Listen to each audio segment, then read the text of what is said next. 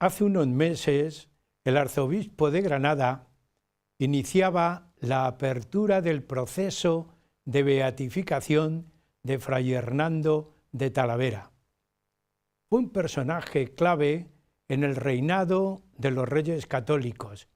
Fraile Jerónimo, confesor de la reina, fue consejero del reino, pero también obispo de Ávila y arzobispo, el primer arzobispo de Granada después de la toma de la ciudad. Huellas de nuestro tiempo les ofrece Fray Hernando de Talavera.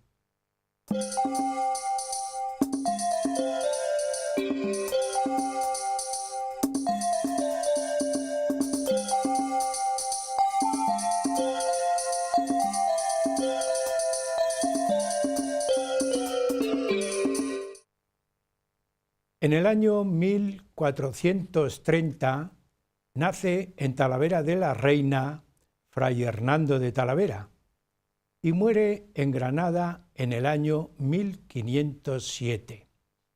Es un personaje excelso, es un personaje que podríamos denominarle noble en el ámbito moral y religioso. Fue además un gran escritor. Fraile Jerónimo se dedicó a escribir fundamentalmente en toda aquella vida que tenía él como divulgador de la religión y también, cómo no, fue un gran misionero dentro del propio recinto nacional. Consideramos no solamente escritor a Fray Hernando de Talavera, sino también un protector de las letras, como fue protector de Nebrijas, y aún él se permitió el traducir alguna obra del gran humanista Petrarca. Fue un defensor e iniciador de la religión cristiana católica de la Iglesia en el siglo XV y además el gran impulsor de la Iglesia en Granada después de la toma de la ciudad por los reyes católicos. Le podemos considerar, junto a Cisneros, los grandes evangelizadores de los moriscos. Tenemos, por tanto, hoy en el programa una gran figura. Contamos también en el programa con don José María Gómez, catedrático de literatura, que ha sido nombrado por el señor arzobispo de Granada miembro del Consejo Histórico que está estudiando el proceso de beatificación de Hernando de Talavera. Y a él le tenemos que preguntar, como miembro de este consejo, ¿realmente José María fue un santo? ¿La Iglesia le considera santo? Buenas noches, Andrés. Encantado de estar otra vez aquí contigo en este estupendo programa y dedicado a una figura tan importante como es Fray Hernando de Talavera. Si no creyese yo que es un santo, no hubiese, por supuesto, aceptado la invitación del señor arzobispo de Granada para contribuir al estudio más profundo posible de su figura. Fue un santo con todas las consecuencias, un santo que tuvo que enfrentarse muchas veces a la propia jerarquía eclesiástica y a sus no tan santas costumbres en aquellos finales del siglo XV, ¿verdad? Un santo que, como diría mi también paisano de Talavera, el padre Juan de Mariana, en los negocios ásperos y escabrosos es donde más se debe ejercitar la pluma. Pues con él también tendríamos que decir que en los negocios ásperos y escabrosos es donde más debe empeñarse la propia vida, ¿no? Bueno. Fray Hernando supo ser santo en medio de todo el tráfago de la corte de la época y supo mantener la dignidad impoluta de su alma. Le tenemos por lo menos iniciado, encauzado al personaje. Un gran personaje.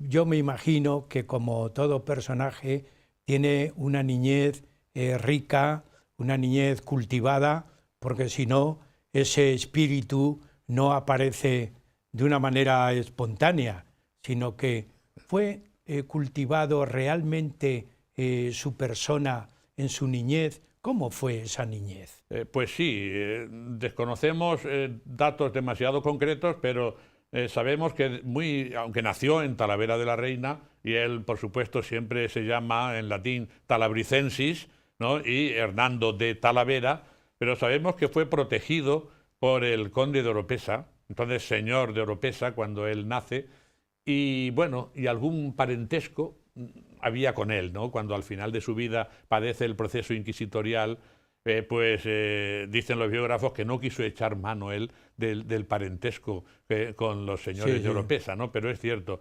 Y le vemos desde muy pequeño, pues vinculado a la casa de Oropesa, que le protege, le favorece, estudia también los primeros latines en Talavera, de la mano del prior que gobernaba el monasterio Jerónimo de Talavera, donde le vendrá la vocación a esa orden, que es Fray Alonso de Oropesa. Y además de él le viene también ese amor y esa defensa por los conversos. Y bueno, pues a través del conde de Oropesa consigue pues ir a estudiar primero a Barcelona, nada menos, donde le vemos estudiando letra escolástica, es decir, haciéndose un copista. Todavía no existía la imprenta, de la cual va a ser él luego el introductor en Castilla, fundamentalmente. Pero entonces una de las salidas fundamentales para un joven estudioso era saber copiar, estudiar caligrafía, y se hizo un gran maestro de litera escolástica, porque él era capaz de enseñar después a sus compañeros mientras estudiaba en la Universidad de Salamanca. Los llamaban pendolistas. Pendolistas, y además no hace falta nada más que ver sus manuscritos para ver con qué elegancia, con qué maestría escribe, ¿verdad? Bien, y también como Hernando de Oropesa figura en los archivos de la Universidad de Salamanca, donde inicia sus estudios de la mano y de la protección del señor de Oropesa, evidentemente, ¿no? Has hablado, José María, de conversos. Él tenía una rama de origen judío, ¿no? De procedencia judía. Por ese motivo se ve ahí un poco el medio situado, no sé, haciendo un poco la filigrana o el equilibrio humano para mantenerse en esa época que ya empieza a haber persecución. Sí, claro, ya padecían persecución los conversos, y es lo que él está denunciando en sus escritos con frecuencia, lo mismo que Fray Alonso de Oropesa, ¿no? Que por qué el ser converso podía ser motivo de sospecha, y por qué el ser converso no debía ser entendido como un gran mérito religioso cristiano, puesto que el origen del cristianismo es la conversión, ¿no? Los primeros cristianos son los judíos que se convierten a la nueva iglesia que funda Cristo, ¿no? Él quiere echar mano siempre de ese origen de la iglesia, de San Pablo, como el converso es precisamente la esencia misma del cristianismo. Sin embargo, en su tiempo es motivo de sospecha, es motivo de ataques, de persecuciones, ¿verdad? Lo veremos posiblemente casi al final del programa, según el esquema que tenemos de esta conversación, porque él tuvo problema con la Inquisición. Pero vamos a dejarlo ahí, si te parece, y vamos a seguir con la vida de Fray Hernando de Talavera, estudiante de Salamanca. ¿Cómo no? Todo el mundo iba a estudiar a Salamanca, todo el que podía, por supuesto. Pero allí llegó a ser profesor de filosofía en la Universidad de Salamanca. Sin duda. Eso ya supone un gran prestigio como persona.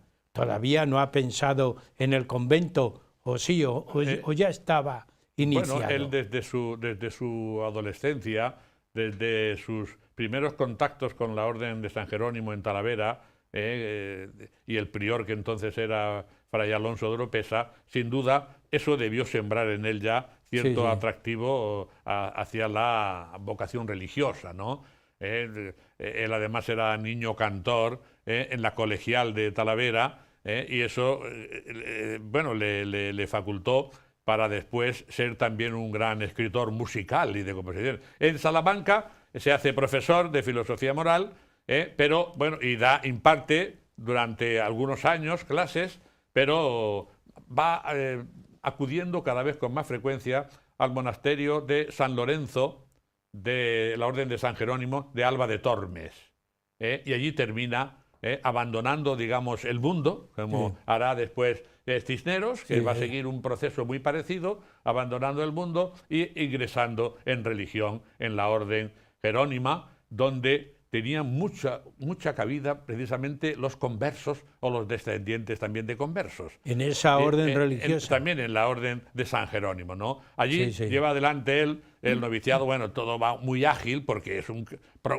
eminente profesor de la Universidad de Salamanca, ¿no? Y bueno, pues estamos viendo en las imágenes en este momento el convento, veíamos, de Talavera, del convento de San Jerónimo. Y va ascendiendo inmediatamente todos los cargos, aunque él humildemente se aplica como neófito y como novicio, pero va ascendiendo porque, claro, su nivel intelectual le reservaba para otros cargos importantes. José María. Y por fin llega digamos, al momento brillante suyo en la orden y espectacular que tendrá lugar como prior en el monasterio de Prado de Valladolid. Eso te iba a preguntar, porque eso supuso el primer contacto que tuvo con la reina Isabel. Sí, entonces él, siendo prior de Prado en Valladolid, pues se hace famoso en Valladolid y en la corte, se hace famoso por su predicación, por su afán de renovación del reino. Tengamos en cuenta que esos son los primeros años de 1470 a 1475. 1475 ya es reina Isabel, y va a acudir a escucharle, pues aconsejada por las damas de la corte, que allí en Valladolid, concretamente la entonces condesa de Alba y después duquesa de Alba, y otras damas, la condesa, perdón, de Benavente, etcétera, le aconsejan a la reina que vaya a escuchar a este fraile, porque ella andaba recién coronada reina buscando un confesor y un hombre en quien ella depositar su conciencia, ¿verdad? Porque ella era en eso muy escrupulosa, no quería, por supuesto, hacer nada que fuese contra su conciencia o que fuese contra... Pero sería un acontecimiento importante en la vida de Isabel la Católica, pero también en la vida de Fray Hernando de Talavera. Este primer contacto que tuvieron. Sí. Ella acudió entonces, fue en el Adviento de 1475, en el primer año de su reinado. Acudió a escucharle, escuchó aquel famoso sermón de Adviento que Fray Hernando dedicó a cómo el hombre y el reino debe renovarse a la manera del águila, y tanto se entusiasmó con aquel sermón que le pidió una copia, y enseguida la reina asumió como símbolo de su reinado el águila de San Juan, el águila que es la que se remonta por encima de todas las aves y la que sabe renovarse en determinado momento. Y Fray Hernando hace una exposición magnífica con la literatura tan hermosa que él sabía escribir, del águila y de la renovación del reino, y entonces ella, impresionada, decide corroborar esa impresión con la confesión, decide confesarse con él, deseosa como estaba de encontrar un confesor. La anécdota de la confesión es muy famosa. Como sabemos, al acercarse a confesarse, la reina llegó Fray Hernando, y se sentó. Y la reina le dijo: padre, la costumbre entre mis confesores y yo es que entramos, estamos de rodillas. Dice, no, hija, vos de rodillas, que sois la penitente, yo aquí represento el tribunal de Dios. Ella se sintió tan impresionada que, y después de celebrada la confesión, que enseguida exclamó, este es el confesor que yo buscaba, ¿no? Y automáticamente lo nombra su confesor y también quiere que asista al Consejo del Reino. Él se niega, pero Isabel hace todo lo posible y al general de los Jerónimos le pide una cédula de obediencia para que Fray Hernando obedezca el deseo de la reina y se incorpore también al Consejo del Reino. Cuando es ya miembro del Consejo del Reino, Fray Hernando de Talavera asume otra gran responsabilidad, porque aquí aparecen muchas intervenciones suyas. ¿Por dónde empieza esa gran acción como consejero? Un consejero que a la vez es espiritual, pero también es un consejero político. Sí, sí. Esta dualidad crearía algún problema en él como religioso.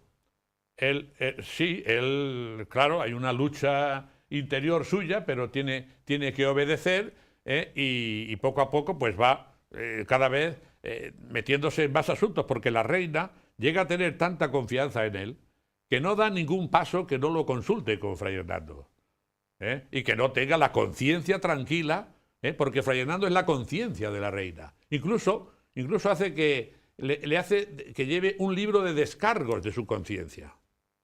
Que Fray Hernando lleve en cuenta todo lo que ella tiene que hacer para descargo de su conciencia. Una de las primeras cosas que va a hacer es que va a empeñar la plata de las iglesias y de los conventos que le son favorables en el primer conflicto serio que tiene en su reinado, que es precisamente la sucesión del reino. Con Portugal. Exactamente, porque inmediatamente que se proclama reina y que se firma la concordia del Tanto Monta con Fernando, automáticamente el rey portugués invade Castilla por la parte de Zamora, porque, bueno, pues él, como había sido postergado y no se había casado con él promete casarse con la Beltraneja si consiguen ganar la reina, ganar la guerra contra Isabel y Fernando, ¿no? Entonces, claro, Isabel y Fernando tienen que recabar medios económicos y uno de los medios era la plata de las iglesias, que ellos tienen que empeñar para que los banqueros judíos les den el dinero. Y ahí Fray Hernando intervino también como recaudador de fondos. Como recaudador. Y él llevó toda la cuenta de todas y para luego después devolvérselo. Porque hubo un momento en que ya ha terminado el conflicto, dice, las iglesias reclaman la plata y hay que devolvérselas. Le dice a la reina y hay que írselo devolviendo, ¿no? Y luego cuando ya al final de su vida ella está enferma, todavía le escribe diciendo que si en el libro de descargos hay alguna cosa de empréstitos y juros que tomó cuando princesa, si todavía queda algo por devolver o por pagar, vos me lo decís, puesto que vos sois mi conciencia. Ya cuando ella está, ya sabe que se va a morir, ¿no? Bien, todo esto es fundamental. Hay otro dato muy bonito, José María, que es otro encargo de la reina. Ya sabemos que San Juan de los Reyes en Toledo se hace por encargo de la reina Isabel para ser enterrados. Ahí tanto ella como su esposo, su marido, que luego no pudo ser y están en Granada. Pero él también intervino, Fray Hernando, por lo menos en la dirección de la construcción de San Juan de los Reyes. Sí, a él le encarga directamente la reina la construcción del símbolo inicial de su reinado, porque es el voto que había hecho precisamente al señor San Juan de dedicarle un templo en Toledo si ganaba, si se obtenía la victoria de la batalla tan decisiva como fue de Toro, ¿verdad? Y Fray Hernando se hizo cargo. Fray Hernando contrata a Juan Guas, ¿no? Y bueno, pues iba supervisando, ¿no? Y es el que dirige un poco el simbolismo del monasterio, sobre todo en la disposición de los primeros escudos ya del nuevo reinado, ¿no? Que casi podemos considerar que es el primer escudo ya casi de España, ¿no? Sí. Faltan aún Navarra y faltan Granada, pero ahí están las armas de Castilla y Aragón, todas amparadas por el águila de San Juan, con el que se había entusiasmado la reina Isabel a raíz de aquel sermón que le escuchó a Fray Hernando. Que ¿verdad? después Toledo toma el águila bicéfala. También. Y tomado de Carlos I. Eso es de Carlos I, ya viene de su descendiente. Sí. José María, hay dos acontecimientos importantes que en esta primera parte yo deseo que por lo menos lo citemos. Cómo se consigue la paz con Portugal, pero también aparece un acontecimiento religioso importante en Sevilla. Primero, ¿cómo se consigue la paz con Portugal? Bueno, sí, las llamadas paces perpetuas son obra de las negociaciones de Fray Hernando y de otro ilustre hijo de Talavera, don Rodrigo Arias Maldonado, el llamado doctor Talavera. Los dos llevan adelante las negociaciones con Portugal. Hay otro fraile, Jerónimo, Fray Antonio de Elvas, por parte también de la corona portuguesa, y Fray Hernando de Talavera, y se establecen, bueno, pues todo lo que son las paces, que es un poco la división del Atlántico, porque la guerra con Portugal no solamente había sido una guerra de sucesión de Castilla, que lo había sido, sino también una guerra marítima, porque allí se reparte en el océano, ¿no? Castilla se queda con las Canarias y Portugal se queda con las otras islas, Azores, Cabo Verde y Madeira, ¿verdad? Y es una división que llega hasta nuestros días, pero se llaman las paces perpetuas. Bien, pero lo fundamental fue también llevar toda la negociación con la Beltraneja, que primero aceptan entrar en tercería con el hijo de los Reyes Católicos, y están los dos en tercería en Moura, en Portugal, bajo la supervisión de la infanta Beatriz. Después se deshacen las tercerías, todo eso lo va a llevar adelante Fray Hernando, porque Juana la Beltraneja decide ingresar en el convento, y Fray Hernando entra, y Fray Hernando le acompaña, y es testigo, y pronuncia un sermón precioso sobre el valor de la vida religiosa, cuando Juana, había decidido ingresar en el convento. Sabemos que luego después lo va a abandonar, etcétera. Todas estas paces se firman en Alcasovas, en Portugal lo firman los reyes portugueses en 1479, y en 1480 en Toledo, durante las Cortes de Toledo, los firman los reyes católicos.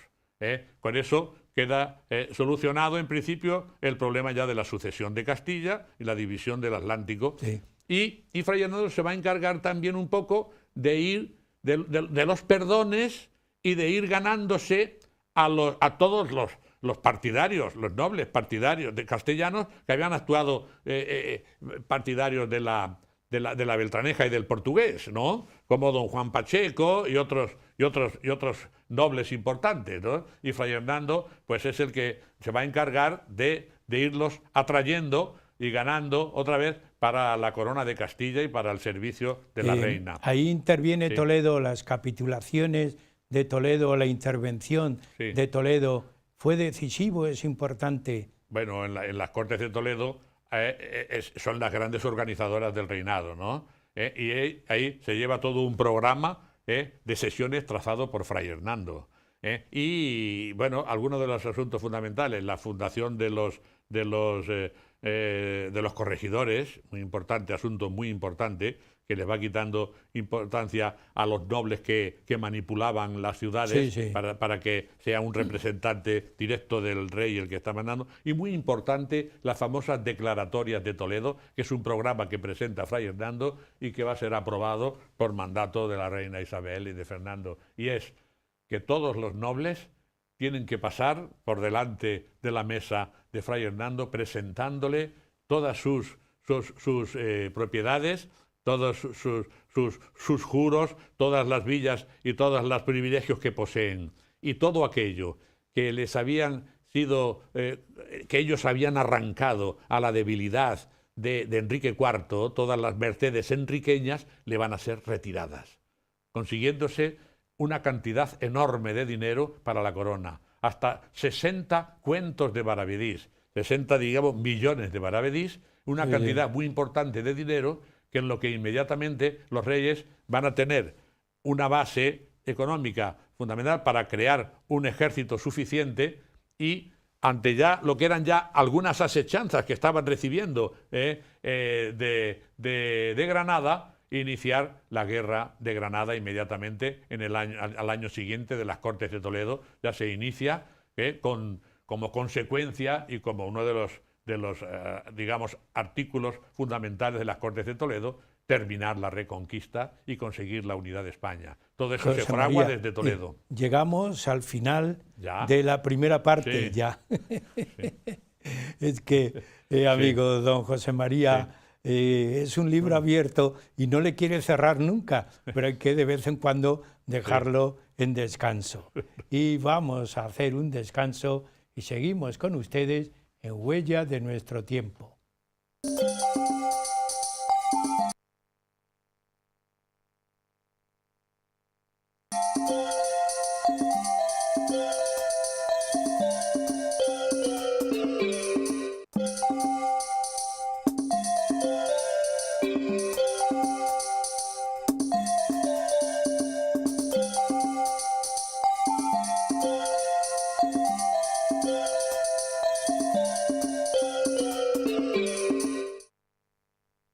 Continuamos en el programa Huellas de Nuestro Tiempo, que hoy tenemos a un gran personaje, Fray Hernando de Talavera.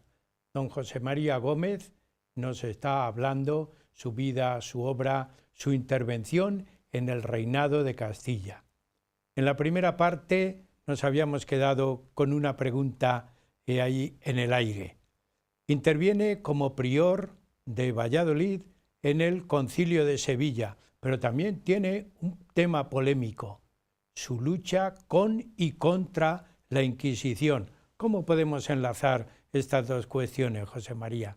En efecto, el Concilio de Sevilla es otro de los hitos fundamentales del reinado de los Reyes Católicos, y se hace todo él siguiendo también el cuaderno de sesiones que traza Fray Hernando, que tiene una mente prodigiosa, José María, clarividente. aunque te interrumpa, Sí. yo, según he ido mirando al personaje, este era un hombre de muchos cuadernos, Sí. porque todo lo escribía, ¿no? Todo, Cuando daba un catecismo o daba a los conversos, escribía en un cuaderno todo lo que relacionaba. Todo lo iba, por supuesto, ordenadamente. Eso es un buen personaje intelectual y para la administración y del pastoral, reino. Sí, y a la vez pastoral. Bien, pues, en el concilio, perdona, José María. No. Todavía le vemos aquí como prior del monasterio de Prado, ¿no? Y firma prior de Prado. Concretamente, el muy indigno prior de Prado firmaba, ¿no?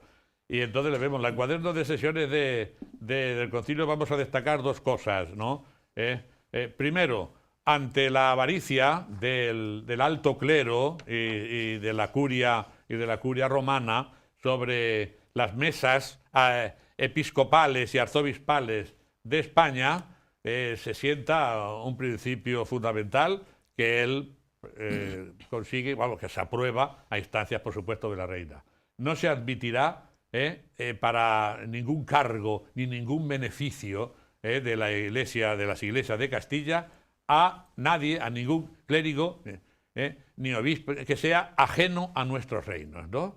Luego, la primera cuestión fundamental va a ser que ningún maravedí de las mesas arzobispales y episcopales de Castilla salgan fuera de España, porque bastante problemas tenía Castilla y tenían nuestras iglesias como para que hubiese, como pretendió el Papa Alejandro VI al nombrar a su hijo, a César Borgia, como arzobispo de Sevilla, y automáticamente se le dijo que si venía con ánimo de tomar posesión, que se le iba a meter preso.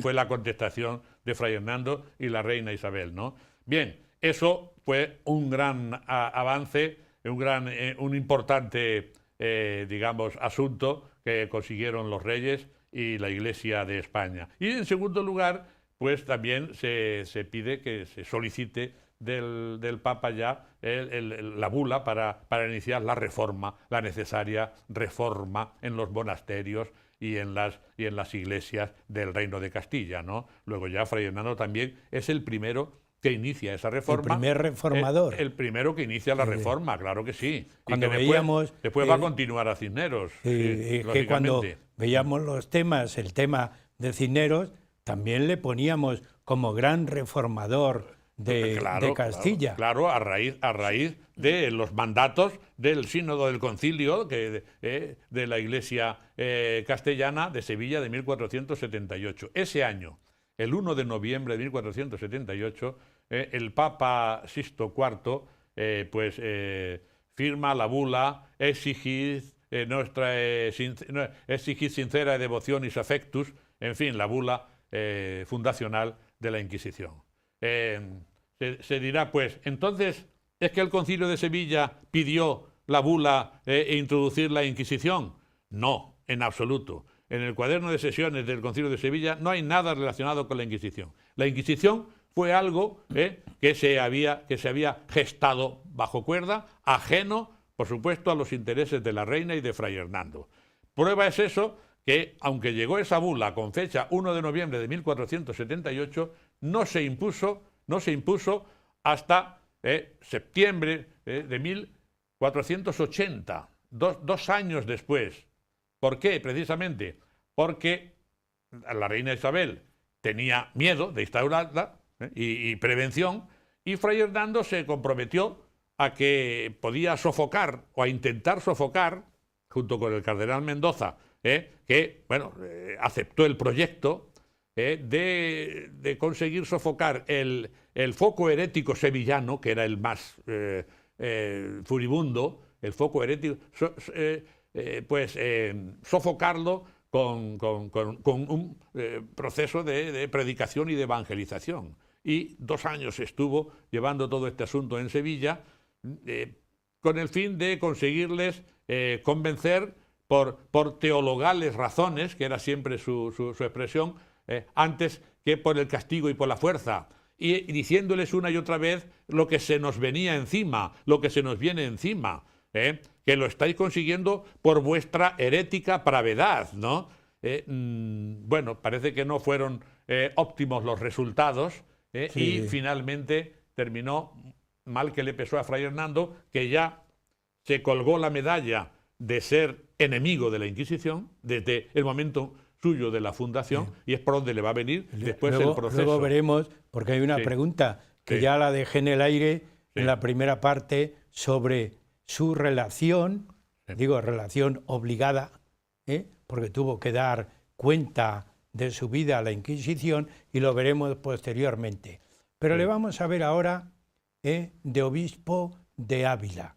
Sin embargo, la reina Isabel, como tú bien nos estás exponiendo, le quiere tener permanentemente con ella. Y él insiste en que quiere ir a su diócesis. Ahí hay una lucha interna como persona, como religioso, pero también como confesor. Tiene que acudir a uno y a otro lado.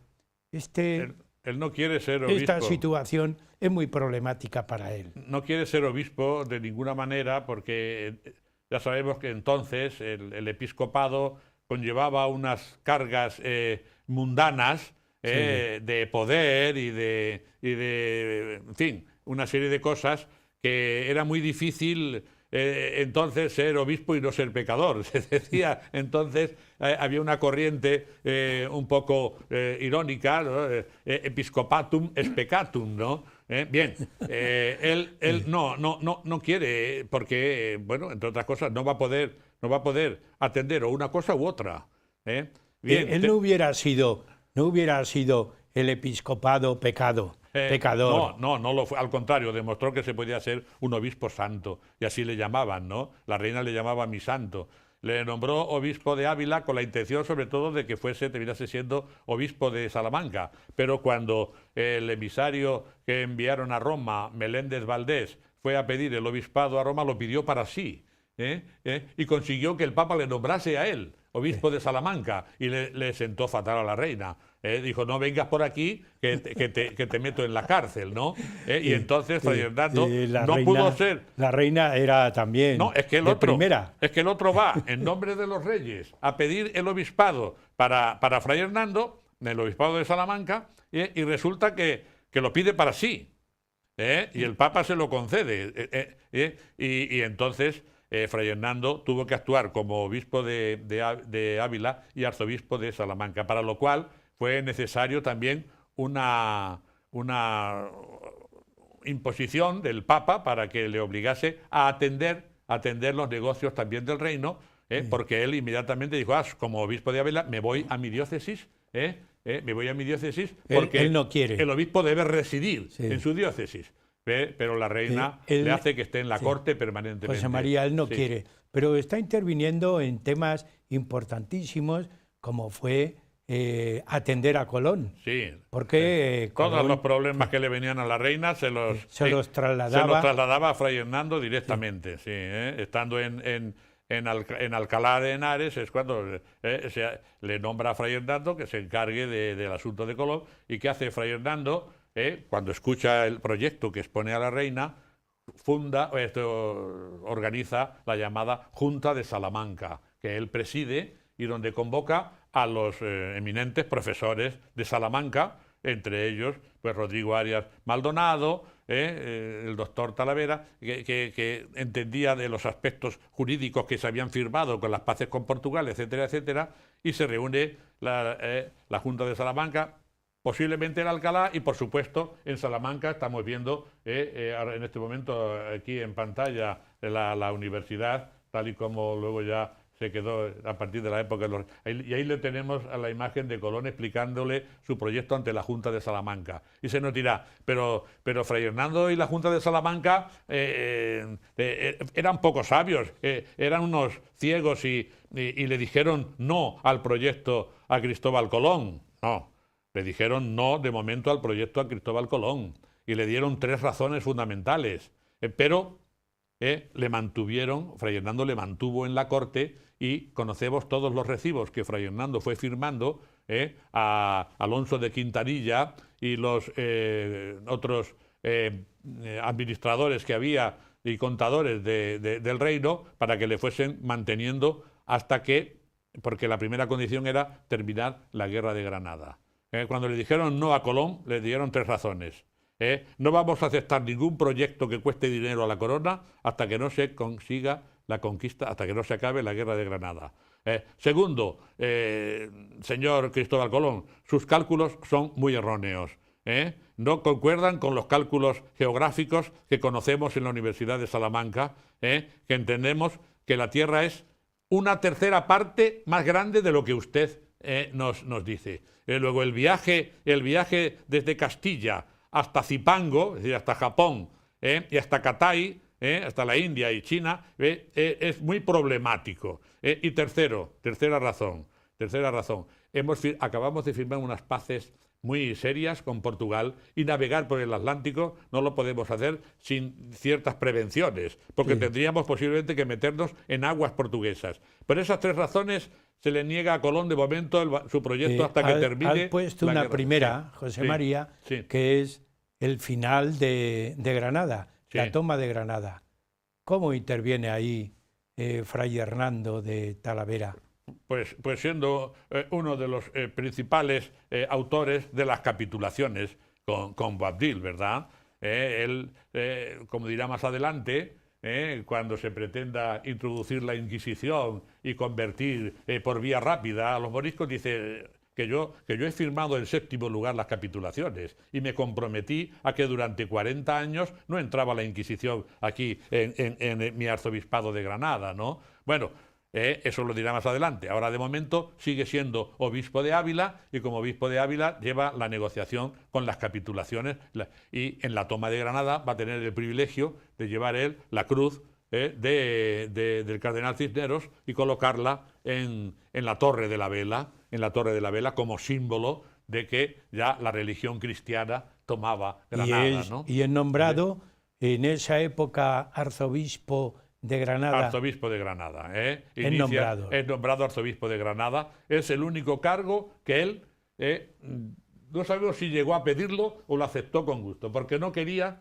porque él quería convertir a los moriscos y hacerlo de una manera pacífica y suave, porque sabía que eso podría desencadenar terribles consecuencias, ¿no? Aparte de su enemistad o de su enfrentamiento con la Inquisición, para que allí no entrase la Inquisición antes de que se hubiese hecho una evangelización, una seria evangelización, que se basaba en el principio de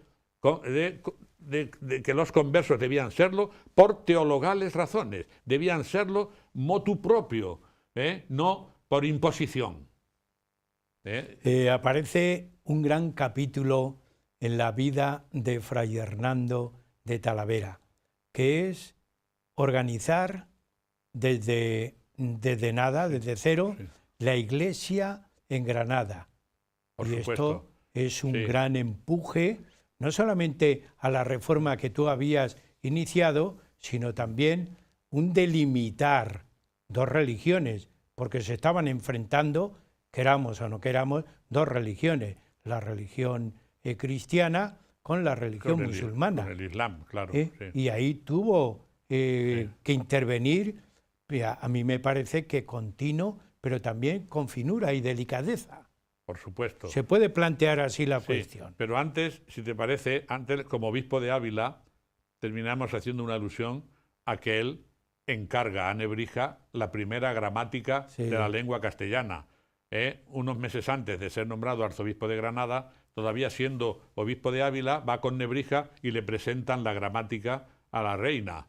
Y Nebrija en el prólogo dice cómo, al preguntarle a la reina que para qué iba a servir aquel libro, dice que el muy reverendo obispo de Ávila, tomándome la palabra, como que anticipándome, ¿no?, dijo, Reina Majestad, lingua sequitur imperium, ¿no? La lengua debe seguir siempre al imperio, al poder. Y como vamos a conquistar, o hemos conquistado estas tierras de moriscos, y como vamos a conquistar y descubrir nuevas tierras, y ya estaba lo de Canarias y todo esto, pues junto con nuestras leyes, y para darles nuestras leyes debemos darles nuestra lengua. Por esta gramática vendrán en conocimiento de ella, ¿no? Bueno, todo eso es el gran impulsor de la primera gramática de una lengua no latina, la gramática castellana de Nebrija. Muy bien. Respecto a lo que me habías dicho... Seguimos con Granada. Efectivamente. Ese paréntesis es muy ilustrativo y además nos satisface. Nos satisface. De Nebrija. Bien, él se plantea la conversión de los moriscos muy seriamente. Para ello funda, casi 50 años antes que el Concilio de Trento, funda ya un primer seminario, el Seminario de San Cecilio. Lo funda allí en Granada, para la formación de clérigos preparados para la conversión de los moriscos. Y entre las enseñanzas que esos futuros sacerdotes van teniendo en el seminario está el árabe. Y él encarga a Fray Pedro de Alcalá la construcción de una gramática de la lengua árabe. O la traducción de la Biblia al árabe pudo ser...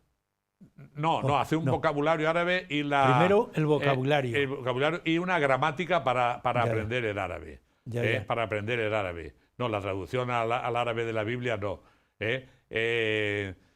Y efectivamente empieza incluso en sus celebraciones religiosas, que lo cual le va a criticar luego la Inquisición, pues acepta que acudan los moriscos con sus canciones, con sus zambras y leilas, que dicen y cantaban allí sus canciones tradicionales en las celebraciones. Incluso él mismo parece que decía algunas expresiones en árabe en las celebraciones litúrgicas y se despedía, por lo visto, diciendo que Dios esté con vosotros. Decía Ibara Fiku, que debe significar algo así como que Dios esté con vosotros. Sí, José María. Todo esto no le llevó a algún enfrentamiento con Cisneros. Bueno, esto lo que pasa es que en el sector más crítico, en el sector más extremista de la corte, vieron que este procedimiento era lento, porque, claro, se basaba en el convencimiento por teologales razones. Era lento y entonces pues se quiso agilizar el bautismo y la conversión. Sí. Y con esos planes fue enviado Cisneros, que recogió todos los Coranes que tenía, que los quemó en la plaza de Villarrambla y que juntó allí los moriscos, hizo algunos bautismos en masa, y eso pues le molestó mucho a los moriscos, que se levantaron. Pero, José y María, estuvieron a punto de defenestrarle al propio los Cisneros. biógrafos de Fray Hernando no citan que tuvo un enfrentamiento porque hizo un intento de traducción de la Biblia al árabe y Cisneros le paró. Bueno, eso no, hay biógrafos que posiblemente esta polémica no está tan claro, eso era más delicado, ¿no? La traducción porque claro, ni siquiera había una traducción al castellano como tal, reconocida como tal, y entonces era el tema no se lo planteó así todavía, ni mucho menos Fray Hernando, no. No es una noticia digna de consideración. Bien. Pero sí que... ¿Hay alguna cuestión que en esta última parte del programa yo quiero plantearte? Sí. Es el catecismo de Fray Hernando de Talavera. Es una pieza importante de divulgación, de evangelización. Muy sencillito. Un amigo, conocido, que lo editó, Resines, señala su importancia porque fue el modelo que se siguió luego después también y que se envió muchísimos ejemplares también a las Indias, al Nuevo Mundo, para la conversión, para utilizarlo allí, para la conversión de los indígenas, ¿no? Eran, bueno, pues las verdades... es el primer catecismo que se redacta, que se escribe para conocimiento. Claro, dice, la mayoría de la gente no sabía leerlo, ¿no? Pero por lo menos de oírselo recitar a los sacerdotes se iban aprendiendo las verdades más elementales de la religión cristiana. Para resumirles muy brevemente, a los pobres moriscos no podías irles con teología, había que irles con un resumen como cuando lo estudiábamos nosotros en nuestra infancia, ¿no? Sí, sí. El catecismo, ¿no? Bueno, pues que después harán Astete y Ripalda y todos esos, ¿no? Bueno, pues él es el primero que entiende que hay que dárselo así, en estas dosis pequeñas, para que vayan acostumbrándose a las verdades de la fe cristiana. Vamos a seguir, José María, porque queda poco tiempo. Tiene que organizar la Iglesia en Granada. No solamente estamos hablando de la evangelización, pero también en la liturgia, todas las actividades, actos litúrgicos, todo eso le llevaría un gran empeño y esfuerzo. Y él pienso yo. Le encantaba la religiosidad popular para atraerles a los moriscos. Y esas fiestas populares que han ido perdiéndose, muchas de ellas, la fiesta del obispillo, en que, imitando a San Nicolás, pues él se hace servidor de uno de los acólitos. Él llevó la fiesta del obispillo a Granada y tenía mucho reconocimiento, y los moriscos se holgaban mucho de ver al gran santo alfaquí humillarse ante uno de sus acólitos, en tiempo de Navidad le llamaban y demás, ¿no? El santo alfaquí. El santo alfaquí.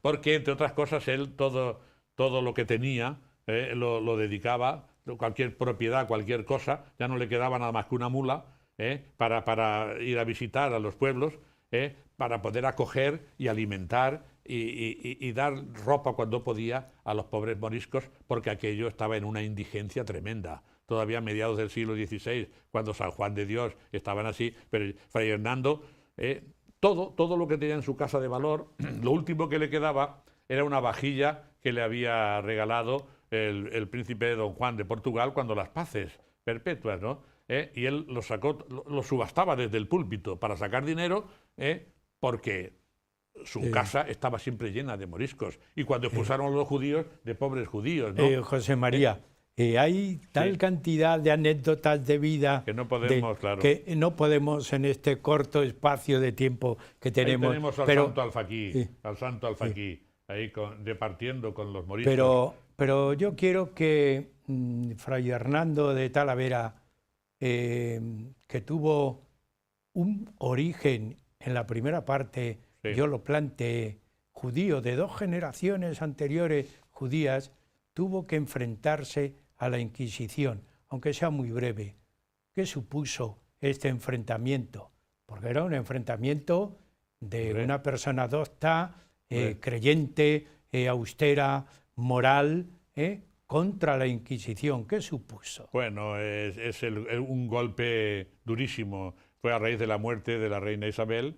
Cuando murió la reina Isabel, los muchos enemigos que él se había granjeado, sin saberlo o aun sabiéndolo, por su recto proceder, todos aquellos que habían padecido las reformas enriqueñas y habían tenido que devolver a la corona por dictamen de Fray Hernando gran parte de sus propiedades, o bien por su enemiga hacia la Inquisición, por la oposición que mostró desde el principio a la Inquisición, primero para que no fuese instaurada y luego después para que no ingresase, para que no entrase en Granada, ¿no?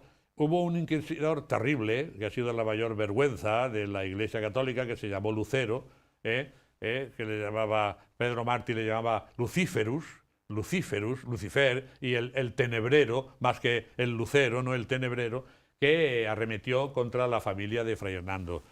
Primero mandó a apresar a su hermana, tenía una hermana que estaba allí viviendo con él en Granada, María Suárez, a un sobrino suyo que era deán de la catedral, Francisco Suárez, y a ellos ya los primeros los encarceló, acusándolos a ellos y a Fray Hernando, pero claro, con Fray Hernando no podía optar, era necesario un permiso especial, ¿no? José María, dado por los reyes. Después de todo esto, está justificado el proceso de beatificación. No Claro, es así. Hombre, está justificadísimo. Justificadísimo. Pero lo vamos a justificar más si terminamos el programa. Siempre tú, que eres un hombre poeta, nos queda, diríamos, la frase final expresada en tu poesía. Bueno, quería también mencionar antes, como gran liturgista que fue, cómo compuso todo el oficio. Es que no tenemos tiempo. Gregoriano, ya no tenemos tiempo, ¿no? Pero lo pueden escuchar a través de, también entre los programas grabados aquí por esta televisión diocesana, que el magnífico concierto que dio el gran director Colino con su coro en la Catedral de Toledo, ¿verdad? Fue maravilloso. Y hay una escuela gregoriana fundada en Talavera de la Reina, precisamente, cuyo cometido fundamental es interpretar el oficio de la toma de Granada que escribió Fray Hernando. Gran músico, gran cantor que era también y gran poeta. Yo quiero terminar con el poema con que fue inaugurado el busto que tenemos en Talavera de la Reina, y además pues consta en una cerámica que se inauguró también en el único monasterio jerónimo que ahora queda, en el monasterio del Parral de Segovia. Allí el que va a visitarlo pues puede contemplar la efigie de este gran Jerónimo Fray Hernando y estos versos míos que están grabados en cerámica allí de Talavera y dicen así en su homenaje, y con esto terminamos, ¿no? Sí, sí. Bien. Fraile escueto de ayunos y cilicio, vástago del solar de Talavera, confesor de la reina más señera, inasequible al tráfago y al vicio. Obligado al peligro de la corte, siempre llevó la imagen fiel de España grabada a fuego en la profunda entraña. El amor fue su luz, la fe su norte. Ecuménico, audaz, postridentino, santo alfaquí, levítico rabino, arzobispo magnánimo y ufano, símbolo de la paz y la esperanza, en su memoria inscriban alabanza el morisco, el hebreo y el cristiano. José María, tenemos que terminar. Muchas gracias por todo, pero especialmente por estos versos, porque animan todavía más. Amigos, y a ustedes agradecerles su atención y hasta el próximo programa.